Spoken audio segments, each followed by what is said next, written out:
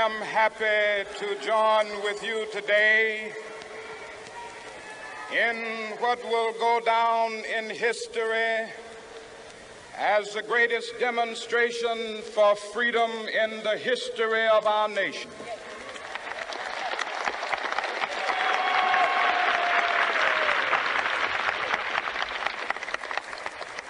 Five score years ago, a great American in whose symbolic shadow we stand today signed the Emancipation Proclamation. This momentous decree came as a great beacon light of hope to millions of Negro slaves who had been seared in the flames of withering injustice. It came as a joyous daybreak to end the long night of their captivity. But 100 years later, the Negro still is not free. 100 years later, the life of the Negro is still sadly crippled by the manacles of segregation and the chains of discrimination. 100 years later, the Negro lives on a lonely island of poverty in the midst of a vast ocean of material prosperity. 100 years later, the Negro is still languished in the corners of American society and finds himself in exile in his own land.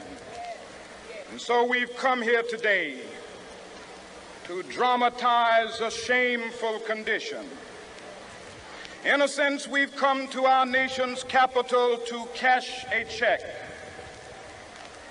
When the architects of our republic wrote the magnificent words of the Constitution and the Declaration of Independence, they were signing a promissory note to which every American was to fall heir.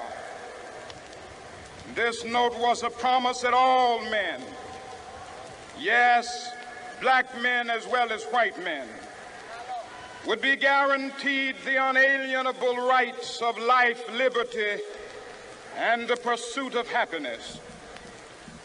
It is obvious today that America has defaulted on this promissory note insofar as her citizens of color are concerned. Instead of honoring this sacred obligation, America has given the Negro people a bad check, a check which has come back marked insufficient funds.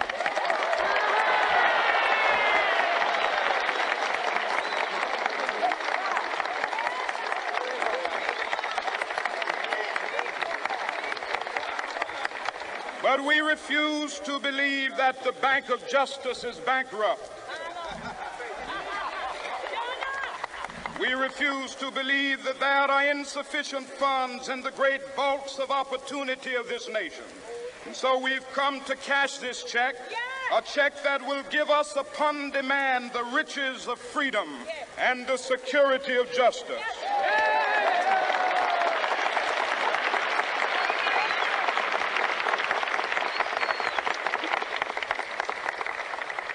We have also come to this hallowed spot to remind America of the fierce urgency of now.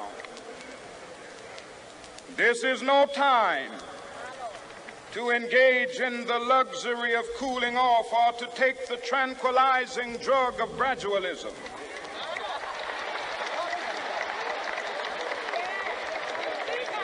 Now is the time to make real the promises of democracy. Now is the time to rise from the dark and desolate valley of segregation to the sunlit path of racial justice. Now is the time to lift our nation from the quicksands of racial injustice to the solid rock of brotherhood. Now is the time to make justice a reality for all of God's children. It would be fatal for the nation to overlook the urgency of the moment. This sweltering summit of the Negro's legitimate discontent will not pass until that is an invigorating autumn of freedom and equality. 1963 is not an end, but a beginning. Those who hope that the Negro needed to blow off steam and will now be content will have a rude awakening if the nation returns to business as usual.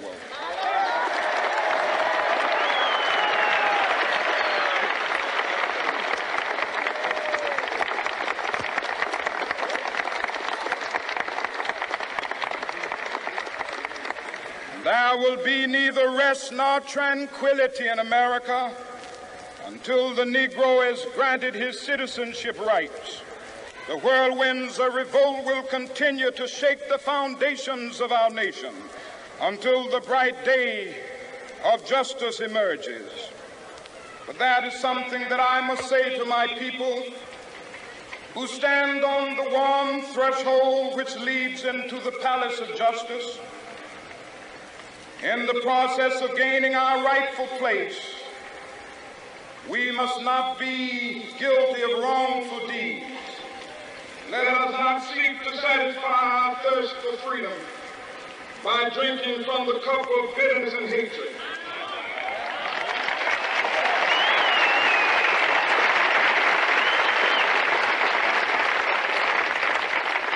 We must fail to conduct our struggle on the high plane of dignity and discipline. We must not allow our creative protest to degenerate into physical violence. Again and again, we must rise to the majestic heights of meeting physical force with soul force. The marvelous new militancy which has engulfed the Negro community must not lead us to a distrust of all white people. For many of our white brothers, as evidenced by their presence here today, have come to realize that their destiny is not of ours.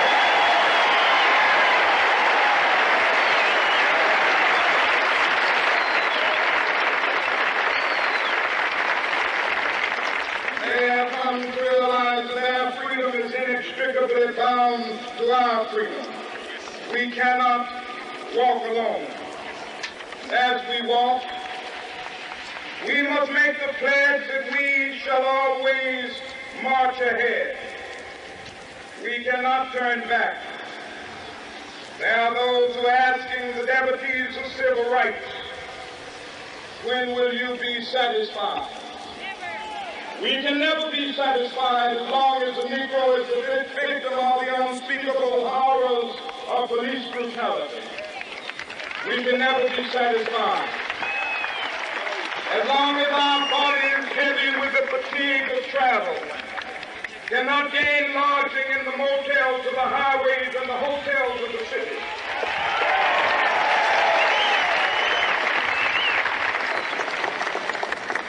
We cannot be satisfied as long as a Negro in Mississippi cannot vote and a Negro in New York believes he has nothing for which to vote.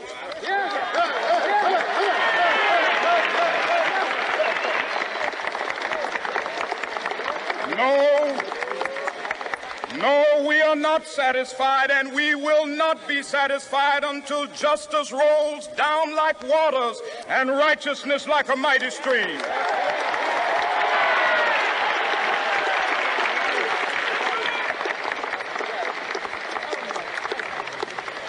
I am not unmindful that some of you have come here out of great trials and tribulations. Some of you have come fresh from narrow jail cells.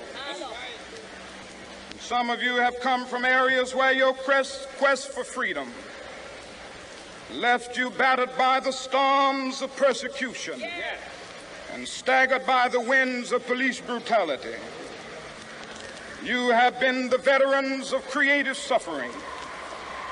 Continue to work with the faith that unearned suffering is redemptive.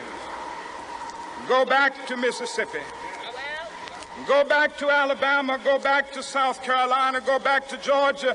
Go back to Louisiana. Go back to the slums and ghettos of our northern cities, knowing that somehow this situation can and will be changed. Let us not wallow in the valley of despair. I say to you today, my friends,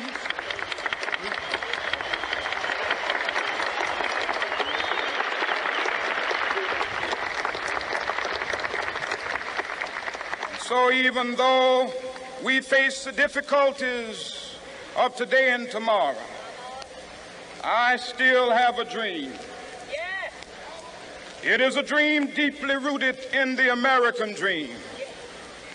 I have a dream that one day this nation will rise up and live out the true meaning of its creed. We hold these truths to be self-evident, that all men are created equal.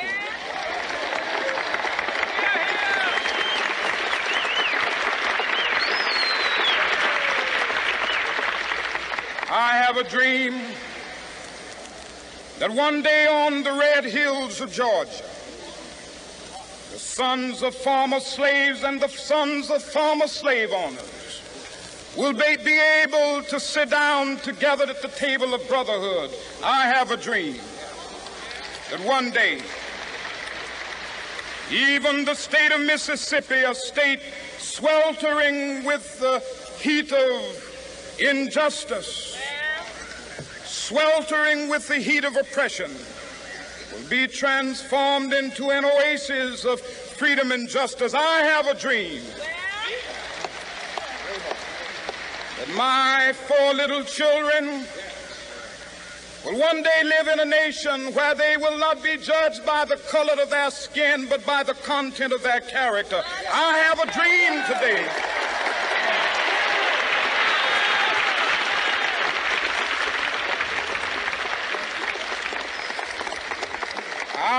a dream that one day down in Alabama, with its vicious racists, with its governor having his lips dripping with the words of interposition and nullification, one day right there in Alabama, little black boys and black girls will be able to join hands with little white boys and white girls as sisters and brothers. I have a dream today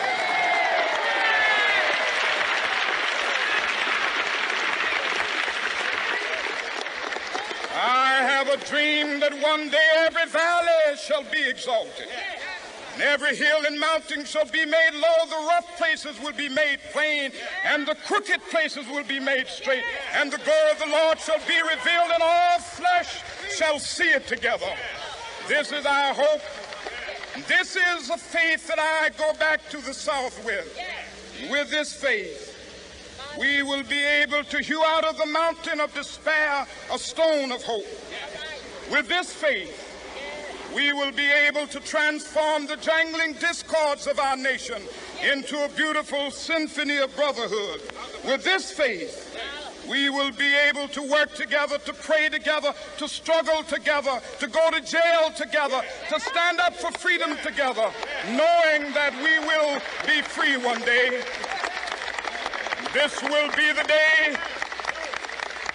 This will be the day when all of God's children will be able to sing with new meaning, "My country, tears of thee. Sweet land of liberty, of thee I sing. Land where my fathers died, land of the pilgrim's pride. From every mountainside, let freedom ring. And if America is to be a great nation, this must become true. And so let freedom ring. From the prodigious hilltops of New Hampshire, let freedom ring. From the mighty mountains of New York, let freedom ring. From the heightening Alleghanies of Pennsylvania, Let freedom ring from the snow-capped Rockies of Colorado. Let freedom ring from the curvaceous slopes of California. But not only that, let freedom ring from Stone Mountain of Georgia. Let freedom ring from Lookout Mountain of Tennessee. Let freedom ring from every hill and molehill of Mississippi, from every mountainside. Let freedom ring, and when this happens, when we allow freedom ring, when we let it ring from every village and every hamlet, from every state and every city, we will be able to speed up that day when all of God's children, black men and white men, Jews and Gentiles, Protestants and Catholics, will be able to join hands and sing in the words of the old Negro spiritual, free at last, free at last. Thank God Almighty, we are free at last.